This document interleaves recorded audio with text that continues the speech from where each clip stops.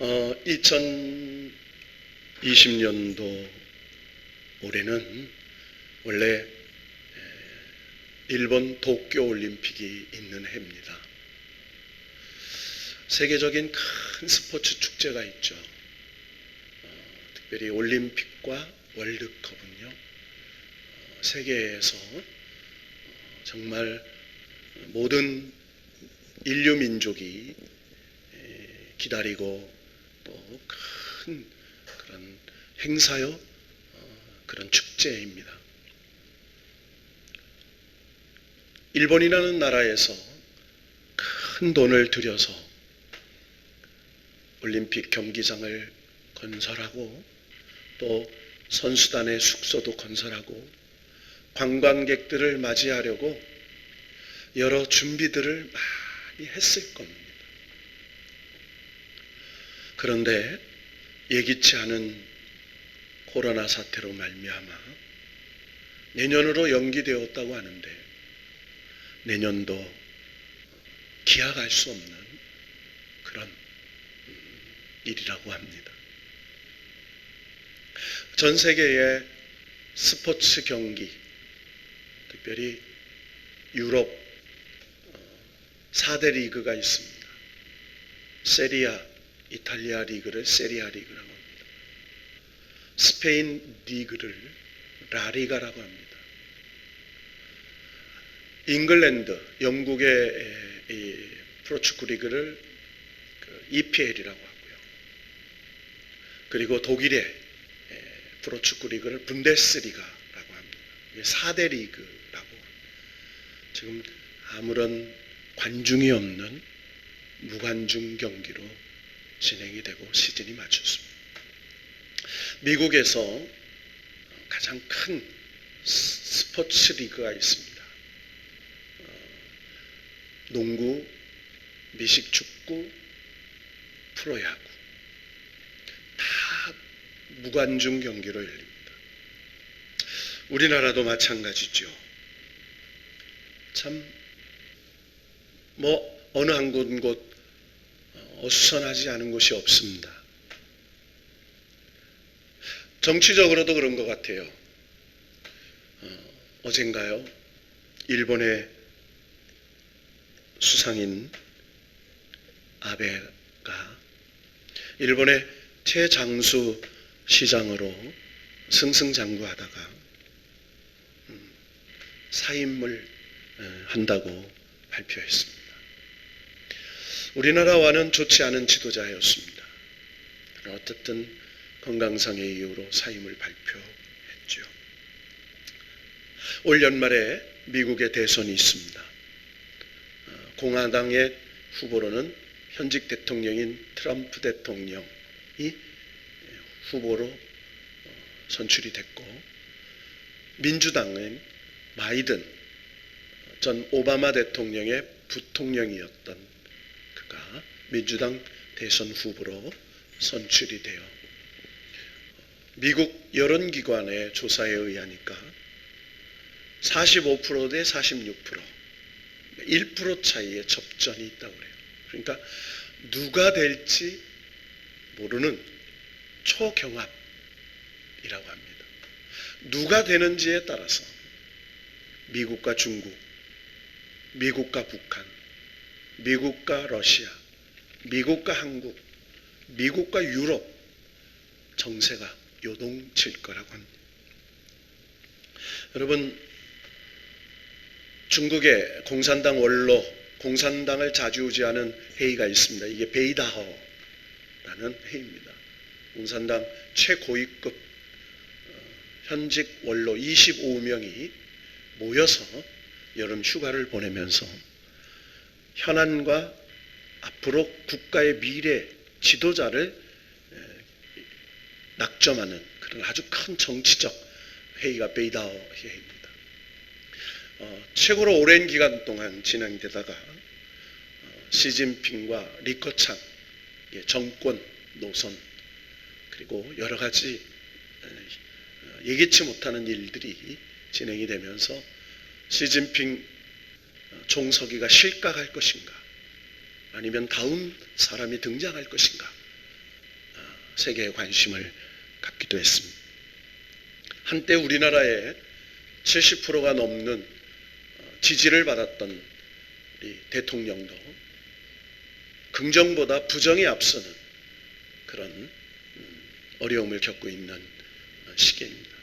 세계의 지도자들이 어려움을 겪고 있는 참으로 어수선한 정국입니다.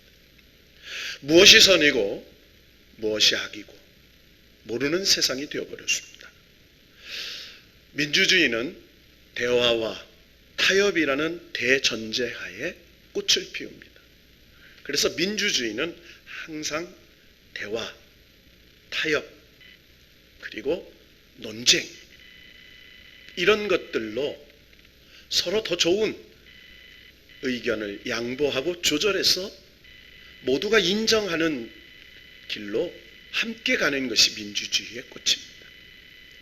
그런데 언제부터인지 의석수에 의해서, 다수에 의해서 대화와 타협보다는 그저 자기들의 힘을 믿고 그렇게 주장하는 그런 시대가 되었습니다. 내 뜻을 이루려면 내 사고방식으로, 내 식으로 해야 되겠다 주장합니다. 그래서 자기 뜻대로 되지 않으면 시위하고 대보합니다. 사회의 혼란은 조금도 안중에 없는 세상이 되어버렸습니다. 힘을 가진 자가 자기 뜻을 펼치려고 합니다. 그래서 자기들의 이념과 생각이 맞는 사람들을 쓰고 자기의 생각과 이념이 맞지 않으면 배척하고 몰아내는 그런 참 어려운 시대에 살고 있습니다. 그런데 어떤 폭력보다도 더 사람을 어렵게 만드는 것이 언어폭력입니다. 내 뜻대로 안 된다고 해서 온갖 비방과 시기로 가득한 말을 퍼부어댑니다. 그래서 요즘에 보면 페이스북 정치다, 페이스북 언론이다. 그래서 요즘에 수많은 언론, 인터넷 신문, 그리고 지면 신문, 특별히 TV, 라디오, 그리고 종편, 거기에다가 유튜브 방송까지 수많은 정말 우리가 어떤 말을 믿어야 될지, 어디까지가 진실인지, 어디까지가 가짜인지 분별하기 어려운 시대를 살고 있습니다. 여러분, 심지어 국가가 공권력을 앞세워서 지금 행정명령을 내려서 파업 중에 있는 의사들을 복귀하라고 말합니다. 만약에 복귀하지 않으면 의사면허를 포기하고 3년 이하의 징역을 처할 거라고 말했습니다. 여러분, 국가의 권력 공권력입니다. 이것도 함부로 남용하면 폭력이 됩니다. 이 어려운 코로나 위협 속에서 왜 의사들은 저렇게 파업을 하고 시위할까? 들여다보면 공공의료라는 어떻게 하면 더 많은 의사를 뽑을 것인가? 그래서 공공의대를 만든다라고 합니다. 그래서 공공의대는 의대생은 국가에서 돈을 주고 국가에게 종사하면서 국가의 말을 따르는 그거를 뽑는 사람들이 시민단체니 도지사니 이런 여러 단체들이 뽑는다고 해서 사람들에게 이슈가 되고 그건 위험한 일이다라고 하면서 그것을 부정하는 의사들과 그것을 강행하겠다고 하는 국가, 하필이면 왜 이런 때 공공의료를 이 어려운 전염병 사태 속에 그런 일이 벌어질까? 국민의 한 사람으로 참 안타깝게 여겨집니다. 속히 좋은 대화와 타협을 통해서 원만히 해결되기를 국민의 한 사람으로 바라마르지 않습니다. 심지어 교회도 세상으로부터 교회가 악이다, 교회가 코로나를 퍼뜨렸다, 어떤 교회, 신천지라는 이단, 교회는 아니지만 그 이단들이 뉴스 포커스를 봤더니 이제는 특별한 어떤 교회가 광화문 집회를 통해서 엄청난 코로나를 확진시켰다라고 해서 한국교회 6만여 교회가 공동의 책임을 지며 질시와 질타와 어려움을 겪고 있는 시대. 그래서 교회를 가면 기피 대상이 되죠. 요즘에 출근을 하면 교회 다녀왔느냐고 묻는답니다. 특별히 어린이집 또 이런 의료계에 봉사하는 사람들은 교회를 가면 안 된다고 말합니다. 왜요? 많은 사람을 상대하기 때문에 그렇겠죠. 조심해야죠. 그래서 우리도 비대면 온라인 예배를 드리면서 어떻게 하면 방역에 대해서 협조하고 방역에 대해서 조기 이 코로나가 종식되기를 바랍니다. 그러나 이 이면 속에는 우리가 알지 못하는 역사가 있다는 거예요. 15장 18절과 19절을 한번 읽어봅시다. 요한복음 15장 18절과 19절 말씀 시작. 세상이 너희를 미워하면 너희보다 먼저 나를 미워한 줄을 알라. 너희가 세상에 속하였으면 세상이 자기의 것을 사랑할 것이나 너희는 세상에 속한 자가 아니요 도리어 내가 너희를 세상에서 택하였기 때문에 세상이 너희를 미워하느니라. 아멘. 예수님께서 오늘 이 말씀은 마지막 제자들을 마가의 다락방에 모아놓고 그들의 발을 씻어주고 최후의 만찬을 해주시면서 다락방 강화에 유언과 같은 마지막 설교를 하시는 내용입니다. 이것을 다락방 강화라고 합니다. 예수님께서 이제 9시간 후면 십자가에 운명하세요. 이제 날이 바뀌고 아침이 되면 이제 십자가에 돌아가시기 9시간 전이에요. 제자들을 향해서 하시는 말씀이에요. 세상이 너희를 미워할 거다. 왜? 너희는 세상에 속한 자가 아니고 내가 너희를 세상에서 택한 사람들이기 때문이다. 여러분 아주 중요한 말씀을 하세요. 너희가 세상에 속했지 않았다. 세상에 살고는 있지만 세상에 속한 게 아니야. 너희가 세상에 있는 너희를 내가 택하여 세상이 너희를 미워하는 것이다. 세상이 너희를 미워하는 것은 너희를 미워하는 게 아니라 나를 미워하는 것이다. 이렇게 말씀하고 계시는 것입니다. 여러분, 우리가 신앙생활하면서 교회가 어려운 사람 그리고 힘든 사람, 나라의 어려운 음지에 있는 일들을 잘 감당하는 것은 드러나지 않습니다. 그러나 교회가 어떠한 작은 특정한 집단이나 교회가 어려움, 잘못을 하면 부각되어 전체가 잘못하는 것처럼 어려움을 겪습니다. 특별히 우리가 사는 이 세상은요, 하나님의 진리를 인정하지 않는 시대입니다. 배타합니다. 그리고 질시합니다. 그리고 시기합니다. 특별히 예수님께서 이 말씀을 하시면서 오늘 17절부터 24절의 말씀에 보면 아주 특이한 단어들이 등장합니다. 16절에 이렇게 말씀합니다. 조금 있으면 너희가 나를 보지 못하겠노라. 또 조금 있으면 나를 보리라. 자, 17절부터 읽었지만 16절로 되돌아가면 조금 있으면 나를 보지 못하고 조금 있으면 또 나를 보리라 이렇게 얘기해요.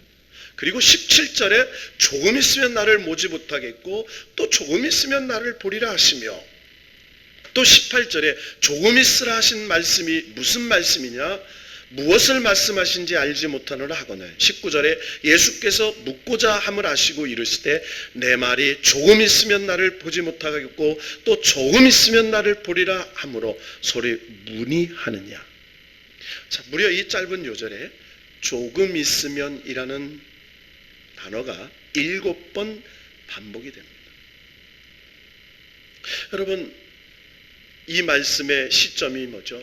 예수님께서 마지막 이 땅에 오신 사명을 완수하시기 위하여 3년의 공생애를 마치시면서 제자들을 모아놓고 최후의 만찬을 먹이시고 그들의 발을 씻어주시고 이제 그들이 어떻게 세상에서 시련을 당하고 고난을 당하고 미움을 당하고 어려움을 당할 것인가를 얘기하고 있습니다. 자, 그러면서 아주 제자들을 힘들게 하는 단어들이 나와요. 자, 여러분 생각해 보십시오. 예수님이 계시지 않는다면 그들은 두려울 것입니다. 예수님이 안 계실 때 갈릴리 호수에서 풍랑을 맞아서 어려움을 겪을 때 예수님이 오셔서 그들의 풍랑을 잠잠케 해주셨습니다. 예수님이 계실 때는 물고기 2마리, 보리떡 5개로 무려 5,000명을 먹이고 12광주리가 남는 기적도 일으켰습니다. 예수님이 계실 때는 제사장과 서기관과 바리새인들을 성전에서 그들의 상을 뒤집으시면서 엄청난 권세로 그들을 꾸짖기도 하셨습니다. 그런데 그런 예수님이 제자들의 곁을 떠나신다는 거예요. 그러면서 20절에는 애통하겠으나 이렇게 말해요. 여러분, 곡하고 애통하겠으나, 여러분 곡은 언제예요? 가까운 사람이 죽었을 때 하는 거예요. 여러분, 곡은 너무나 슬퍼서 통곡하는 걸 말합니다. 애통하는 건 우리의 이 간장과 소장이 끊어지는 슬픔을 말하는 거예요. 또 근심하고, 얼마나 근심하고 고통하면 아이를 낳는 해산의 고통 같은 것이 닥친 거라는 거예요. 자, 여러분, 이 말씀을 들은 제자들이 얼마나 두려웠겠습니까? 특별히 예수님은 이 제자들에게 이제 나는 죽을 것이라고 말합니다. 십자가에서 고난당하다가 죽을 것이라는 거예요. 여러분, 제자들은 자기들이 가지고 있던 배, 그물, 그리고 가족, 생업을 버리고 예수님을 따라 나선 사람들이었습니다. 그들은 예수님이 인생의 전부였습니다. 예수님에게 인생을 걸었던 사람들이었습니다. 그런데 그 예수님이 이제 자기들의 곁을 떠나서 자기들이 예수님을 보지 못할 거라고 말씀하고 있는 것입니다. 자, 그런데 더 재미있는 말씀은 이제 그 두려움이, 그 근심이, 그 애통이 변하여 기쁨이 될 거라는 거예요. 할렐루야. 여러분, 오늘 말씀에 보면 3가지 단어가 등장합니다. 기쁨, 사랑, 평안. 오늘 16절 이하에서 우리가 33절의 말씀에 보면 예수님께서 우리에게 주시는 기쁨, 예수님이 주시는 사랑, 예수님이 주시는 평안, 이렇게 말해요. 그런데 오늘 이 요한복음 16장을 읽으면서 그 기쁨은 우리가 아무 일 없는 그런 속에서 누리는 기쁨이 아니에요. 시련과 고난과 역경 속에서 누리는 기쁨이에요. 어떻게 그런 기쁨을 누릴 수 있을까요? 여기서 말씀하시는 사랑은 세상으로부터 존중받고 세상으로부터 인기 있고 세상으로부터 높임받는 사랑이 아니에요. 시련과 고난과 역경 속에 누리는 사랑이에요. 여기서 말하는 평강은 아무 일이 없는 그런 평강이 아닙니다. 오히려 근심만을 만한 고통, 박해와 시련 속에서 누리는 평안이에요. 어떻게 그런 평안을 누릴 수 있을까요? 어떻게 그런 사랑을 누릴 수 있을까요? 어떻게 그런 기쁨을 누릴 수 있을까요? 자, 그러면서 우리가 요한복음 16장 1절에서 15절까지 말씀을 읽으면 우리가 본질을 깨달을 수가 있습니다. 예수님께서 그동안 3년 동안의 제자들과 함께 계셨어요. 그런데 예수님이 제자들의 곁을 떠나가야 너희들이 진정한 기쁨, 너희들이 진정한 사랑, 진정한 평강을 누릴 수 있게 될 거라는 겁니다. 제자들은 이해할 수가 없었습니다. 예수님이 계셔야 기쁘고, 예수님이 계셔야 예수님의 그 크신 사랑, 예수님이 주시는 그 평강을 너희에게 준다고 하신 그 놀라운 것들을 경험할 수 있다고 생각했습니다. 심지어는 16장 2절에 보면 사람들이 너희를 출교할 뿐만 아니라 때가 이르면 물은 너희를 죽이는 자가 생각하기를 이것이 하나님을 섬기는 일이라 하리라, 이렇게 말해요. 여러분, 무슨 얘기예요? 예수님을 따르는 제자들을 출교해요. 유대교에서 출교합니다. 예수님을 따르는 제자들을 하나님을 섬기는 일이라고 죽여버립니다. 바울이 스테반을 죽인 것처럼 그렇게 엄청난 박해가 일어날 것입니다. 그들이 이런 일을 할 수 있는 것은 아버지 하나님과 예수 그리스도를 알지 못하기 때문이라는 거예요. 그러면서 이제 너희가 이 놀라운 근심, 고통, 그런 어려움 속에서도 너희들이 기쁨과 사랑과 평강을 누릴 수 있는 일은 다른 게 아니에요. 성령이 오시면, 이렇게 말해요.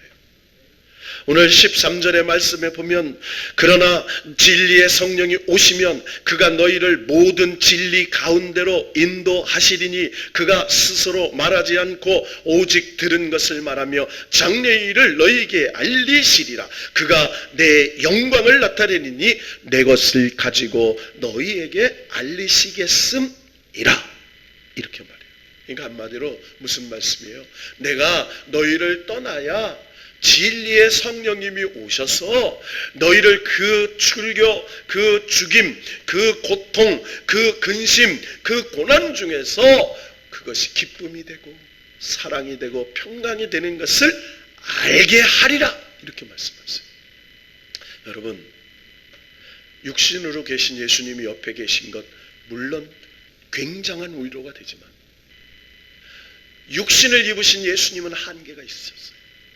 예수님이 십자가에서 죽으시고 부활하셔서 보혜사 성령님, 그 성령님, 예수의 영이신 하나님의 영이신 성령님이 오시면 여러분 각 사람에게 예수님이 함께 하시는 것처럼 우리의 슬픔과 고통과 근심이 변하여 기쁨이 되고 미움이 사랑이 되고 환난과 어려움이 평강이 바뀌어되게 해주실 줄로 믿습니다. 그렇게 말씀합니다. 성령님, 보혜사 성령님이 오셔야 된다는 거예요. 여러분, 1892년 낯선 한국 땅에 한 선교사 부부가 한국에 옵니다. 그 선교사 이름은 민노아라는 사람의 선교사입니다. 이 부부가 한국에 왔는데 자녀가 없습니다. 한국에 입국한 지 6년 만에 첫 아들이 태어납니다. 1898년. 자, 얼마나 기뻤겠어요. 그런데 그 뒤로부터 8개월 만에 첫 아들이 하나님 나라로 떠나고 맙니다. 그 당시 한국, 이 조선 땅은 풍토병, 그리고 열병, 그리고 장티푸스, 그리고 참 얼마나 열악한 이런 환경 속에 선교사의 어린 자녀들이 살 수가 없었어요. 그래서 많은 선교사의 어린 아이들이 태어나면서 얼마 되지 않고 다 죽었습니다. 아들의 시신을 양화진 선교사들의 묘지에 묵었습니다. 3년 뒤에 아픔이 아물어갈 때쯤 둘째 아이가 생겼습니다. 1902년 3월 7일 드디어 둘째 아들이 태어나 이 민노아 부부는 얼마나 기뻤는지 몰랐습니다. 그런데 어떻게 된 일인지 태어난 지 하루 만에 이 두 번째 아들을 하나님이 데리고 가시고 마셨습니다. 그리고 1년 뒤에 민노아 선교사님의 아내가 세상을 떠났습니다. 이 모든 일을 지켜보던 조선 사람들이 민노아 선교사님에게 이렇게 물었습니다. 당신이 전하는 예수가 누구이기에 이렇게 당신을 힘들게 하는 겁니까? 당신이 믿는 예수가 도대체 누구이기에 태어난 지 8개월 만에, 태어난 지 하루 만에, 그리고 두 아들을 잃은 지 1년 만에 두 아들과 아내를 잃게 하는 분이 당신이 믿는 예수님입니까? 그들의 질문에 민노아 선교사는 대답 대신 찬송을 지어 부르기 시작했는데 그게 우리가 가지고 있는 찬송가 96장입니다. 제가 한번 1절을 불러보겠습니다. 예수님은 누구신가 우는 자의 위로와 없는 자의 풍성이요 전한 자의 높음과 잡힌 자의 노임되고 우리 기쁨 되시네. 예수님은 누구신가 약한 자의 강함과 눈먼 자의 빛이시며 병든 자의 고침과 죽은 자의 부활되고 우리 생명 되시네. 아멘. 4절까지 되어 있는 이 찬송을 지어서 아무것도 모르고 아내를 떠나보내고 두 아들을 떠나보는 이 민노아 선교사가 믿는 예수님이 어떤 분인가를 그저 찬송으로 한국어로 그들에게 가르쳐 주시고 불렀다는 이야기입니다. 보통 사람 같으면 이런 일을 당하면 한국 땅 꼴도 보기 싫고 하나님을 원망하며 떠났을 겁니다. 그런데 선교사들은 반대로 더욱더 한국 선교에 헌신하였습니다. 왜 그랬을까요? 그 선교사들은 그 고통의 의미가 하나님이 계획하신 더 큰 의미가 있다고 생각했기 때문입니다. 여러분, 한국 선교사를 특히 교회 역사인 한국 교회사를 연구하다 보면 선교사님들의 이상한 점을 발견합니다. 선교사들이 현지에서 가족이 죽고 순교하면 그것에 더욱 애착을 느끼고 훗날에는 자기도 한국 땅을 떠났다 죽을 때면 한국 땅에 돌아와서 한국 땅에 묻히기를 원하는 사람이 선교사님들이 너무나 많았다는 것입니다. 지금도 양화진에 가면 이름 없는 아이들의 선교사의 자녀들의 묘지가 있습니다. 거기에 보면 1대, 2대, 3대에 걸쳐서 묻힌 선교사들의 무덤이 있습니다. 여러분, 왜 이런 죽음과 슬픔과 고통 속에서도 그들은 기쁨과 즐거움과 소망을 이야기했을까요? 곽성림 목사님의 설교의 예화 중에 이런 예화가 있습니다. 성도들이 모여서 성경 공부를 하는데 이제 이런 이야기들이 나왔어요.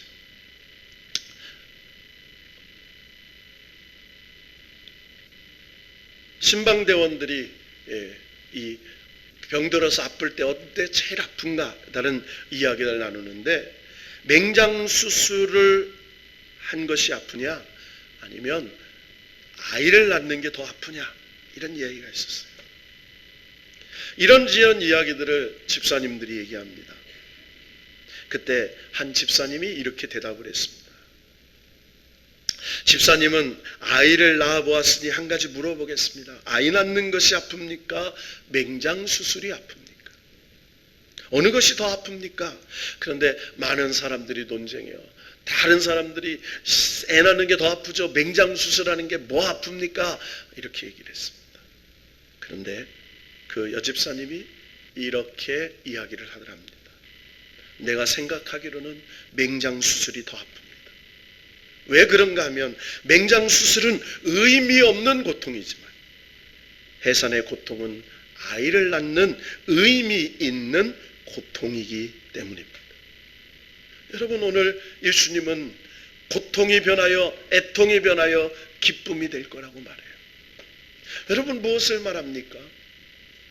예수님이 떠나 십자가에 죽으시는 그 놀라운 아픔과 슬픔을 경험했어요. 그러나 그 고통 뒤에 부활하신 예수님을 통해서, 부활하여 승천하신 예수님을 통하여 보혜사 성령님을 받게 된다는 것입니다.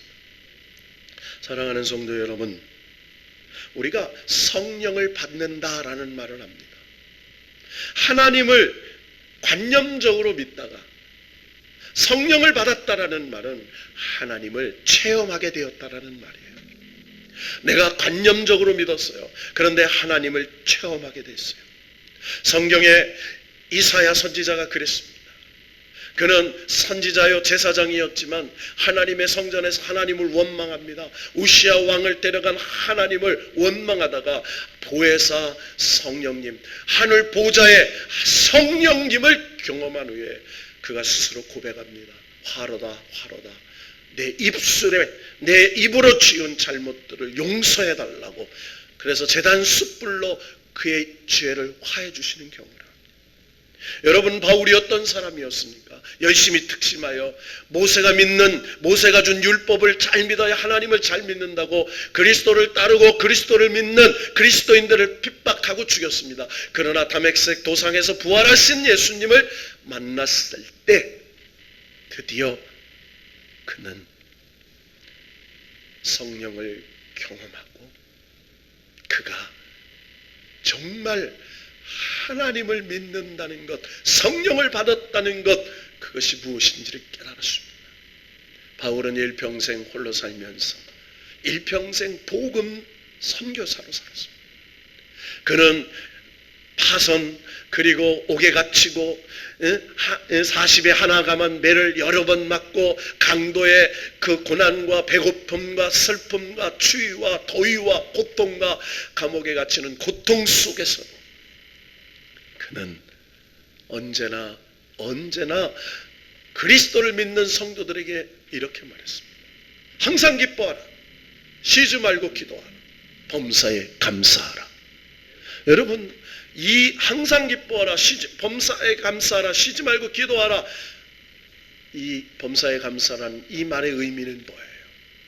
여러분, 데살로니가전서 1장에 보면 그들이 고난과 역경 속에서도 성령을 받고 그들이 그 어려움 속에서도 하나님이 주시는 기쁨을 가지고 살았다고 말하는 거예요. 여러분, 우리가 광야 같은 세상, 앞으로 어떤 일이 일어날지 아무도 몰라요. 여러분, 어떤 조롱과 멸시를 떠나서 어쩌면 예수 믿는 것 때문에 직장을 잃을 수도 있어요. 예수 믿는 것 때문에 삶이 어려워질 수도 있어요. 예수 믿는 것 때문에 어쩌면 더 힘든 일을 겪을지도 모릅니다. 그러나 성령이 너희에게 임하시면 지금 당하는 그 어려움, 그 고통이 기쁨이 된다는 거예요. 하나님의 부르심의 상급을 얻게 되는, 하나님의 놀라운 위로를 얻게 되는, 하나님의 놀라운 상급을 얻게 되는 그런 소망을 우리에게 주신다고 말씀하고 있습니다.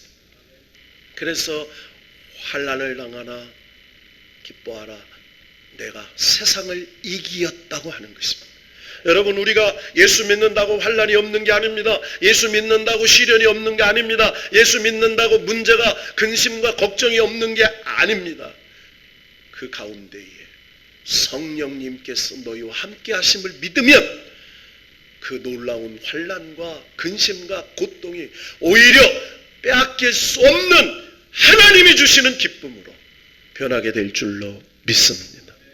여러분, 우리가 사는 이 시대 혼란의 시대입니다. 혼돈의 시대예요.